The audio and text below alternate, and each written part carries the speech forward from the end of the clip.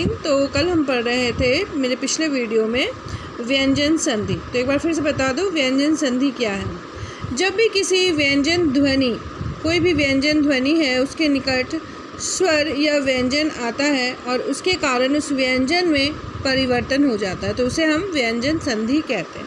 ठीक है, तो इसमें स्वर के साथ मिलने से या व्यंजन के साथ मिलने से परिवर्तन आता है। जैसे उदाहरण पे देखिए, जगत जोड़ अम्बा जगदम्बा, सत्य जोड़ मार्ग सन्मार्ग, विशोर सम विषम। यहाँ पे व्यंजन त के निकट अ स्वर आने से त का द में परिवर्तन हो गया। त का किस में परिवर्तन हो गया? जैसे जगत है ना, तो त का परिवर्तन हमने किस में कर दिया? द में परिवर्तन कर दिया। ठीक है, तो यहाँ देखिए द बन गया, त जो है वो द बन गया। व्यंजन त के निकट म व्यंजन के आने से त का न में परिवर्तन हो गया। जब त के निकट में म आया तो क्या परिवर्तन हो गया? न। स व्यंजन के निकट छोटी ई स्वर के आने से स का मूर्धन श में परिवर्तन हो गया। अब व्यंजन संधियों के कुछ नियम है, उस नियम को हम पढ़ेंगे। फिलहाल तो मैं आपको पढ़ा के बता दूंगी, लेकिन आपको इसे पढ़ के याद रखना है, क्योंकि आप इन नियमों को, ये जो नियम दिए हुए हैं, कुल मिलाकर 11 नियम दिए गए, इन सबको आप याद करोगे तभी आपको संधि, व्यंजन संधि क्या है वो समझ में आएगा और कैसे करना है वो समझ में आएगा। ठीक है, तो सबसे पहला है नियम जो आपको याद करना है, वो देखिए, क च ट त प।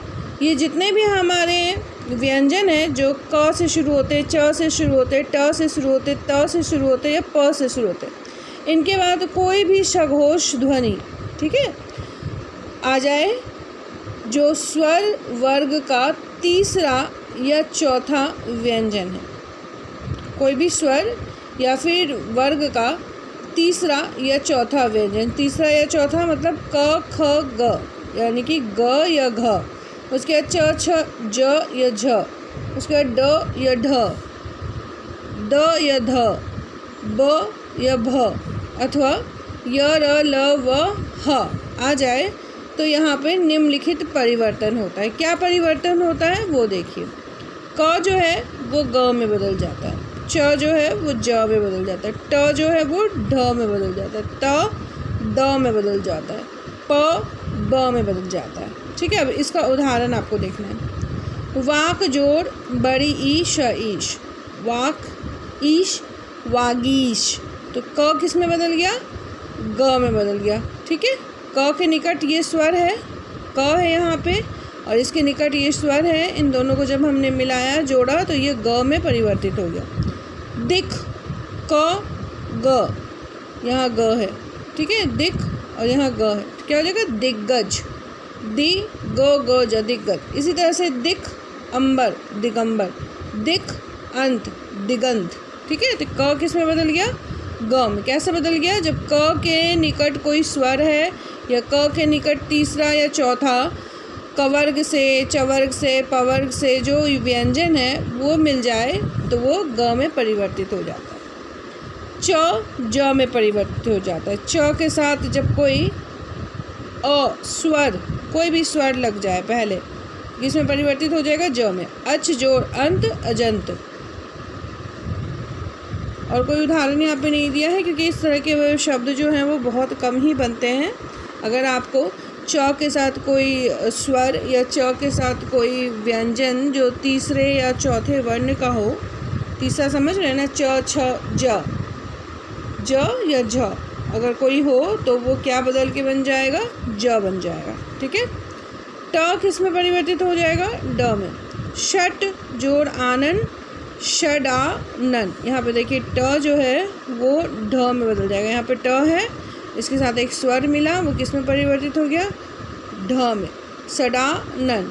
सट जोड़ दर्शन, सड दर्शन। अब त जो है वो द में बदल जाएगा। जब त के साथ कोई स्वर मिलता है या त के साथ तीसरा चौथा व्यंजन मिलता है तो वो द में बदल जाता है। जैसे जगत जोड़ ईश जगदीश, भगवत जोड़ गीता भगवत गीता, भगवद द में परिवर्तित हो गया। ये त जो है वो किस में बदल गया? द में। तत् जोड़ भाव तद्भाव, उत जोड़ धार उद्धार। देखिए उत जोर धार उद्धार। ये त जो है वो किस में बदल गया, द में।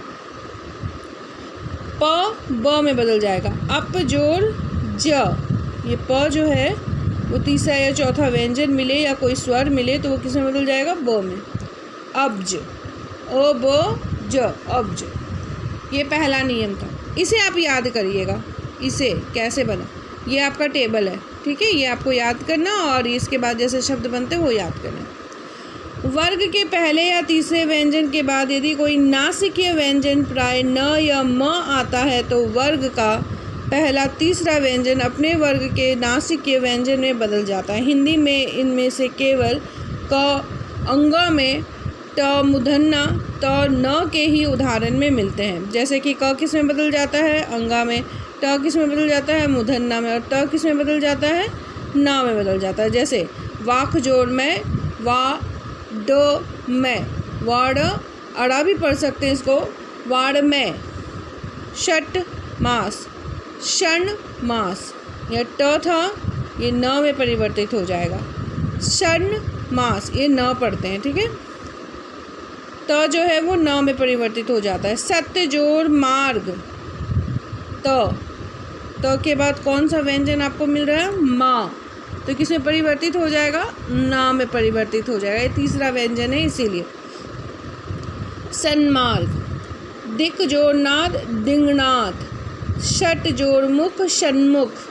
जगत जोड़ नाथ, जगन्नाथ। ठीक है, तो ये उदाहरण को भी जरूर ध्यान में रखिएगा और इस टेबल को याद कर लीजिएगा, ये इजी रहेगा आपके लिए।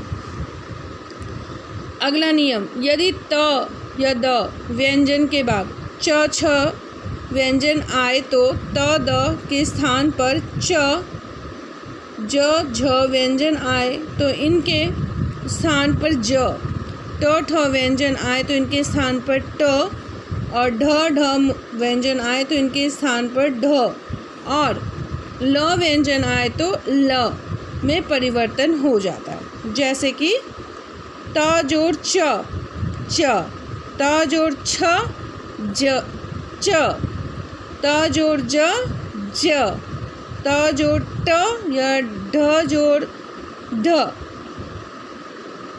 त जोड़ ल, ल, ल हलंत है ना, ये याद रखिएगा। इसका उदाहरण यहाँ पे इस टेबल को आप टिक करते जाइए क्योंकि ये आपको याद रखना है। अब जैसे कि है त जोड़ च, च हलंत। उत जोड़ चारण, उच्चारण। यहाँ देखिए त था ना, यहाँ पे ये च से मिलने के बाद क्या बन गया, च बन गया। सत जोड़ चित, सचित। उत च बन जाएगा। छिन, उ च छी न, उच्छिन्न।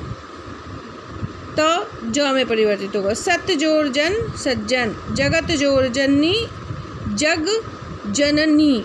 ज जननी, जगन्नी। जगत जननी, जग जननी। ठीक है, यहाँ पे त जो है ज के साथ मिलने के बाद ज में परिवर्तित होगा। तत् जोड़ टीका, तट्टिका।